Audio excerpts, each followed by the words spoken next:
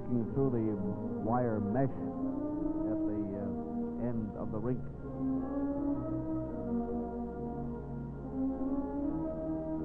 Just to the right of the front door, the main entrance, as you enter the rink.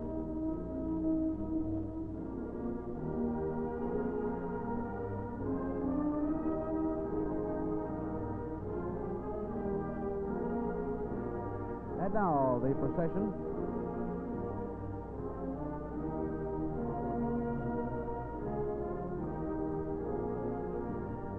The mace bearer, Mr. Stoker.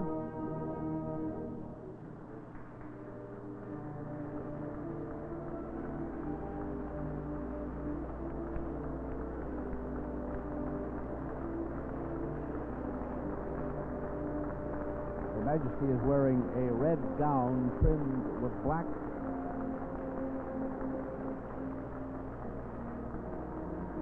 We cannot see the color of her dress at the present time.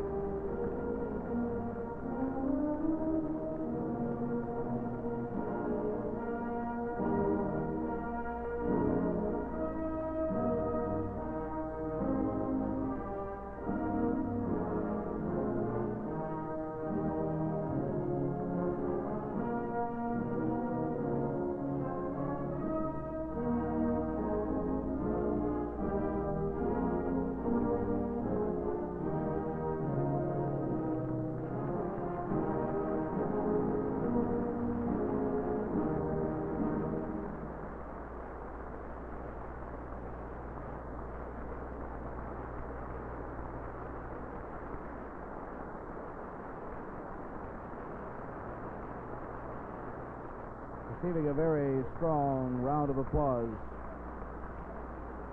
from those gathered here this afternoon.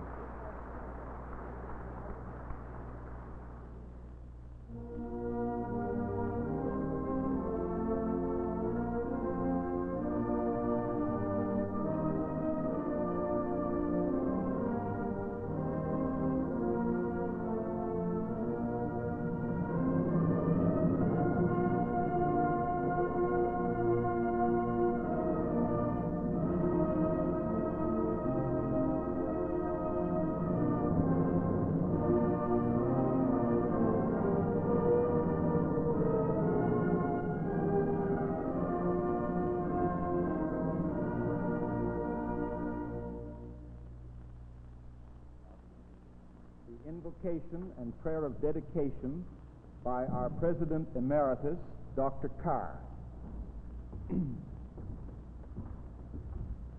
Let us pray.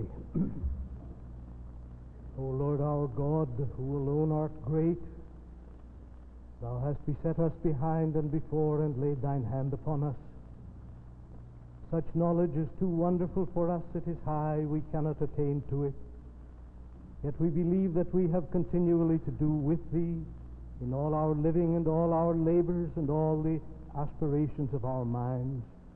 Pronounce upon us the absolution of our sins and enable us at the beginning of these exercises to turn our thoughts to thee.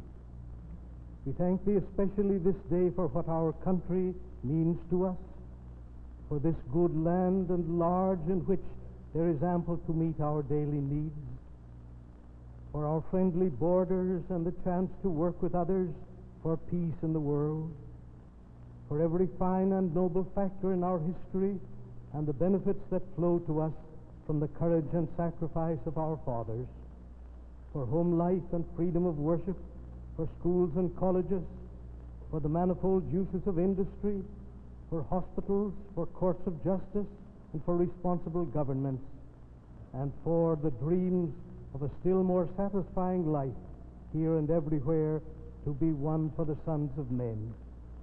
Save us in this nation from pride and folly and forgetfulness of thy truth, and help us, the heirs of many cultures, to live together in mutual service according to thy will.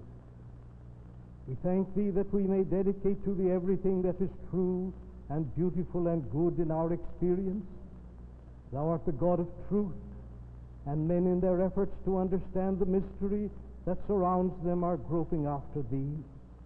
Thou art the God of love, and all who have love in their hearts are in communion with thee, although they may not use thy name. Thou art the God of mercy, and all concern for the common well-being has thy benediction upon it. That those who teach and those who learn in our faculty of medicine, we pray thee, have such a single devotion to truth and such warm compassion for humanity, that the broadening mastery of knowledge may redound to thy glory in the prevention of suffering and the protection of health for thy children in the Spirit of Jesus. Bless our Queen and her family and the Queen Mother. Bless all who occupy positions of authority in this country and Commonwealth. Bless the people in their various callings. Hear this our prayer, and unto thee, the King, eternal, immortal, invisible, we ascribe all honor and glory, world without end. Amen.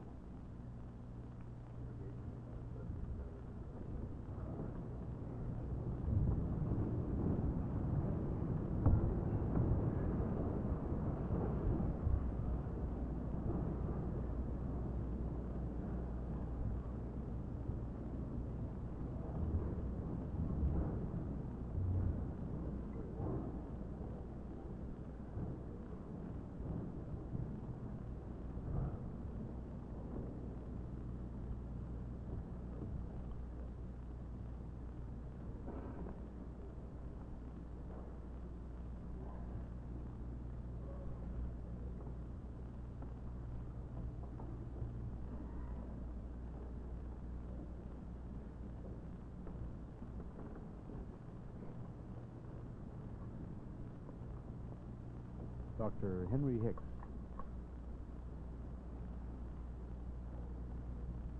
Your Majesty, Mr. Prime Minister, Mr. Premier, Mr. Chairman of the Dalhousie Board of Governors, my lords, your worships, distinguished guests, ladies and gentlemen.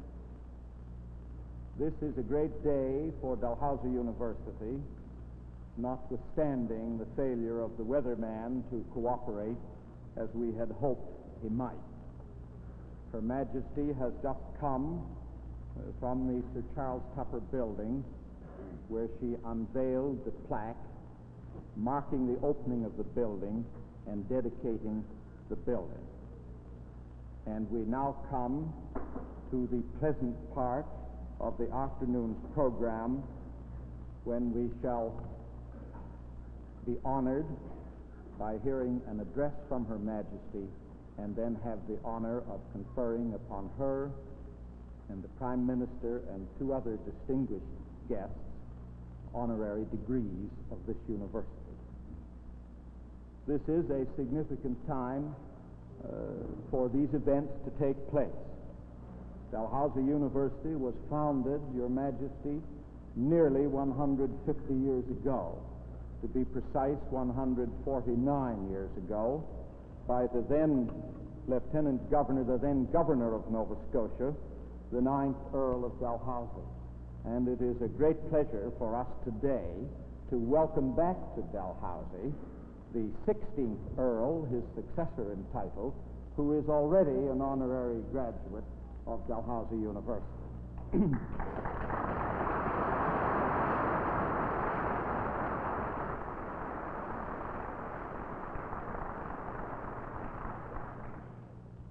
The medical school of the university was founded 99 years ago by Sir Charles Tupper, in whose honor we have named the Centennial Project for Nova Scotia, the new medical science building, and this great addition to our facilities for medical teaching and research.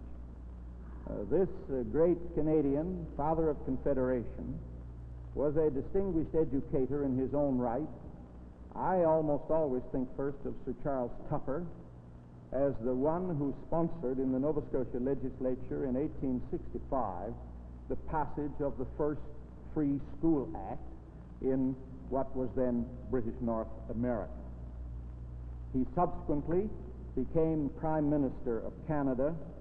He served on the Board of Governors of Dalhousie University and indeed was serving on the Board of Governors of the university when the medical school was founded. May I also express a special word of welcome to the descendants of Sir Charles Tupper, who have found it possible to be our guest today. Much has already been said about the Sir Charles Tupper building, and I think it merely is necessary for me to express the thanks of the university to all those who have made the construction and will make the operation of this building possible. First of all, to the Government of Canada and the Government of Nova Scotia for the initial $5 million which went into the building as the Centennial Grant. This was all the money, I may say, that the Board of Governors of Dalhousie University knew for certain they were going to get when they made the courageous decision to proceed with this building, which has now cost more than 3 times this amount. Our thanks again to the Government of Canada for the inauguration of the Health Resources Fund, which will supply an additional $8 million, more than $8 million, toward the cost of this building. And I'm very glad to welcome today, along with the Prime Minister and the Premier, the Honorable Mr. McEachin, the Federal Minister of Health, who was responsible for that program. I want to extend my thanks, the thanks of the university also, to the Kellogg Foundation, and to welcome especially Dr. Kindy here today. The Kellogg Foundation provided the funds sufficient to build the magnificent library in the building where Your Majesty robed earlier this afternoon. And the Canadian Medical Association, whose president, an Acadian, a Nova Scotian, has unveiled the bust of Sir Charles Tupper, which the CMA gave to the university. I must, of course, place high on the list the Dalhousie medical alumni, who, in large amounts and small, have themselves provided some hundreds of thousands of dollars toward the cost of this building. And finally, and perhaps most important of all, I must pay my thanks as president of the university to Dalhousie's Board of Governors. These men, private citizens, serving voluntarily in a free institution, were the ones who had the courage and foresight, as I mentioned before, to undertake this great expansion program when they knew not where the bulk of the funds were going to come from. So their faith has been justified. The building will be virtually paid for by the time it receives the first medical class in September of this year. And I must mention my predecessor, Dr. Carr, who was the president of the university at that time, and through whose efforts the early planning of the building, in conjunction, of course, with Dean Stewart and his medical faculty, the early planning of the building was undertaken and completed.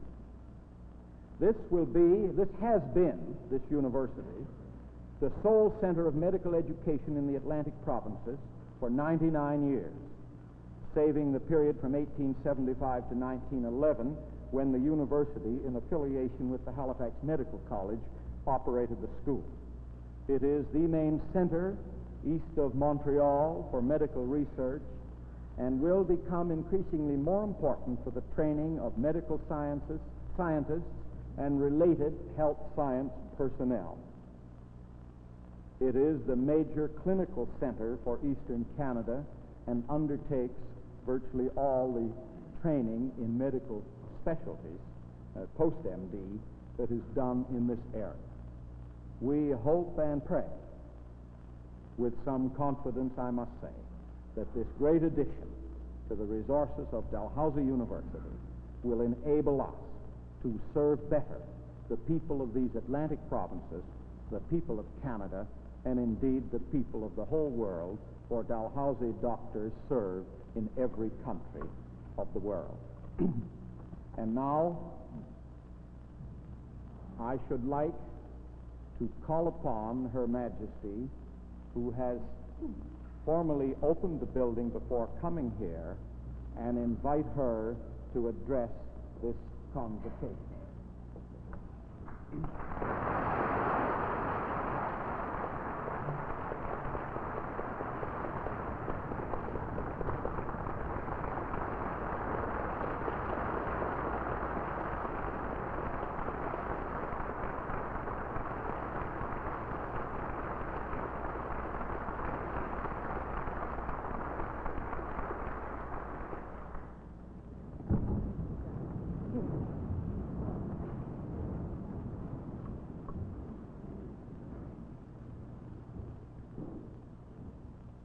I am indeed happy to be in Halifax once again, for I cherish many very vivid memories of my visit with the King over a quarter of a century ago. A few weeks after our return to England, the Commonwealth was at war, and in the years which followed, this historic city contributed greatly to the magnificent war record of the Canadian people. With the return to peace, Halifax has, I know, developed most wisely its fine national resources. And today, as I look around me, I am filled with admiration for the progress achieved by your citizens. This is an historic year for Canada, for you are celebrating the 100th anniversary of Confederation, the birth of a great nation. The province of Nova Scotia, as one of the original colonies which united in 1867, must take special pride in the celebration of this centennial, and it is particularly appropriate that Sir Charles Tupper, the leader of the Nova Scotia delegation to the historic conferences at Charlottetown and Quebec, should be honored by the province in this, its major centennial memorial, the Sir Charles Tupper Medical Building of Dalhousie University. Sir Charles was indeed a man of many parts, a physician of great distinction, and the first president of the Canadian Medical Association, the premier of this province, and afterwards Prime Minister of Canada, and as well a member of the Board of Governors of Dalhousie University when the Faculty of Medicine was established. In this centennial memorial, he is honored as a father of Confederation, a great political leader, an educator, and a physician. This magnificent building will house the medical science departments of the university and is fully equipped to be a center of research as well as teaching. Here, students will learn to serve humanity as physicians, and here too, medical scientists and members of the many other health professions will receive an important part of their education. I would like to extend my best wishes to the young men and women who will study there, and to the teachers and research scientists whose work will profoundly affect the lives and health of the people of this region, and indeed of Canada as a whole. That I've been able to participate in the ceremonies marking the opening of the Charles Tupper Medical Building has been a really great pleasure to me.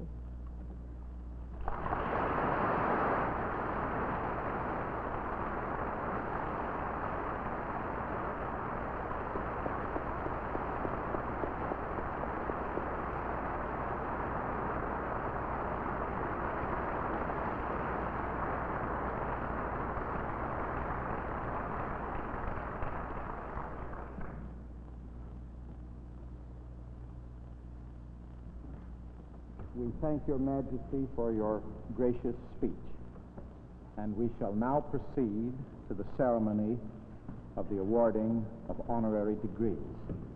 Dr. C.B. Stewart, the Dean of Medicine.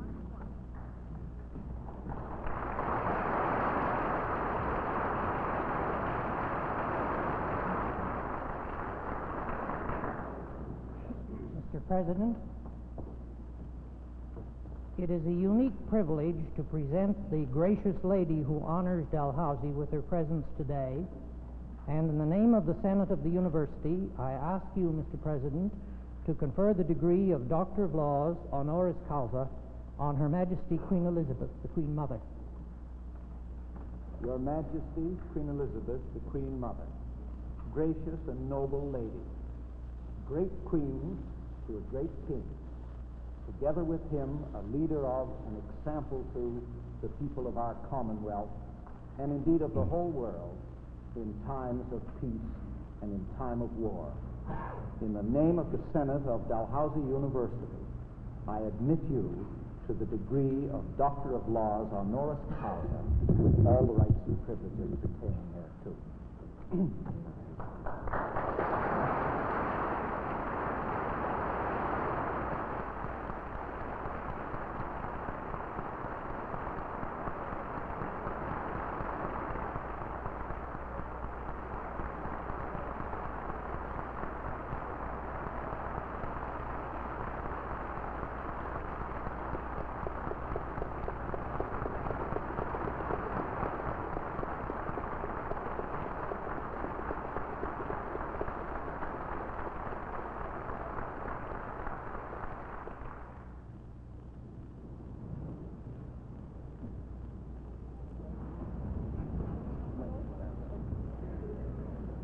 Mr. President,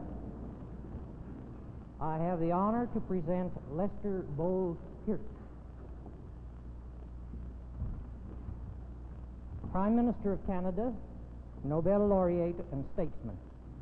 In the name of the Senate of Dalhousie University, I ask, Mr. President, that you confer on him the degree of Doctor of Laws honoris causa. Lester Bowles Pearson, sometime professional baseball player, scholar, public servant, politician, statesman, Nobel Prize winner, Prime Minister of Canada. In the name of the Senate of this university, I admit you to the degree of Doctor of Laws honoris causa, with all the rights and privileges pertaining thereto.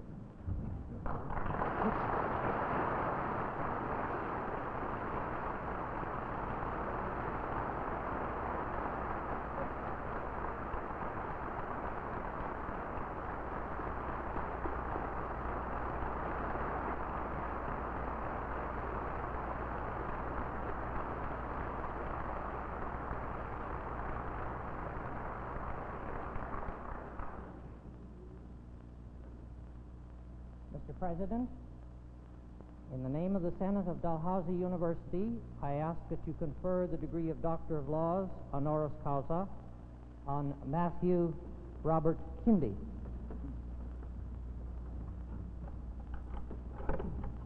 Matthew Robert Kindy, distinguished physician, specialist in preventive medicine and medical educator, who as director of the Division of Medicine and Public Health of the W.K. Kellogg Foundation has been a generous friend of this university and of Canadian medicine. Dr. Kindy, distinguished medical educator, friend of Dalhousie University and medical education in Canada. In the name of the Senate of Dalhousie University, I confer upon you the degree of Doctor of Laws honoris causa, with all the rights and privileges pertaining thereto.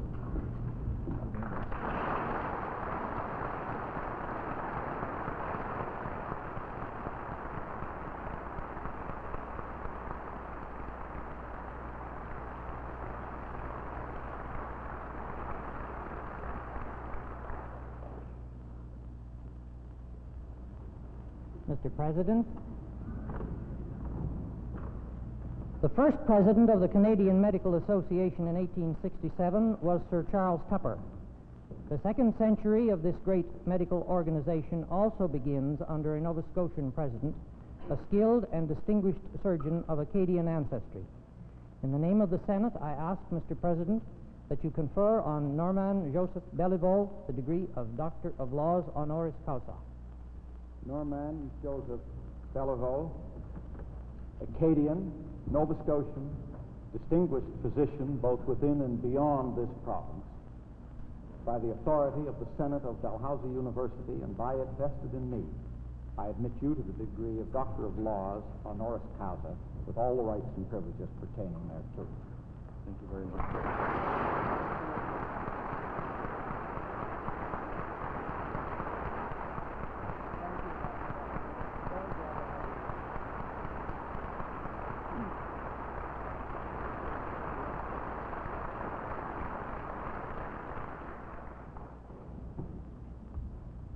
And now I have the honor to call upon a personal friend, the Prime Minister of Canada, one of our newest doctors, who will address the convocation, Dr. Pearson.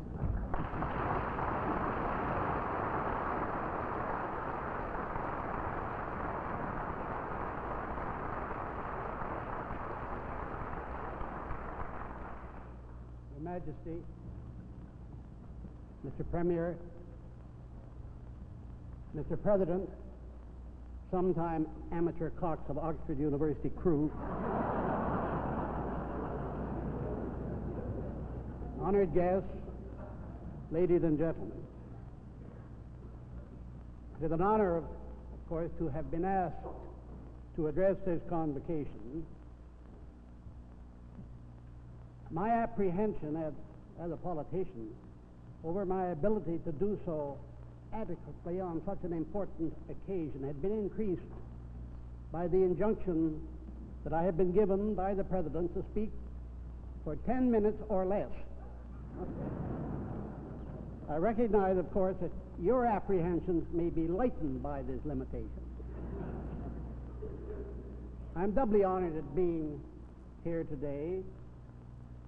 It is, first, a rare and much appreciated privilege to share this academic platform with Her Majesty, our beloved Queen Mother, who for long has had a special place in our affection and admiration, a place which only grows with the passing years.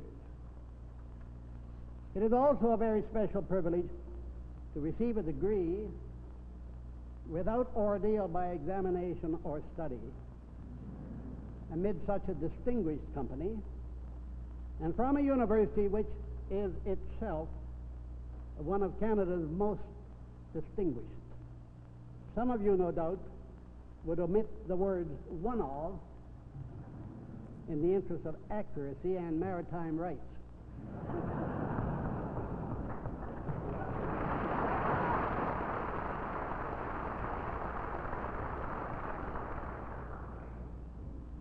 It should also, I suppose, be considered a privilege to make a few observations without fear of immediate parliamentary interruption, though of course subject to later contradiction and correction. At any university convocation, even a special one, where the graduation is strictly honoris causa, it is traditional, it is a kind of academic tribal right to exhort the younger generation to go forth from their ivied cloisters and cope with the changes in the world that the students of an earlier generation have unloosed upon them. Incidentally, I entered university in the year 1913, and a year later, we didn't think too highly of what an earlier generation had unloosed on us. Today, changes, social, economic, and political, which have been set in such fascinating and often frantic motion, are swifter, more bewildering, and more revolutionary than ever before in the history of man.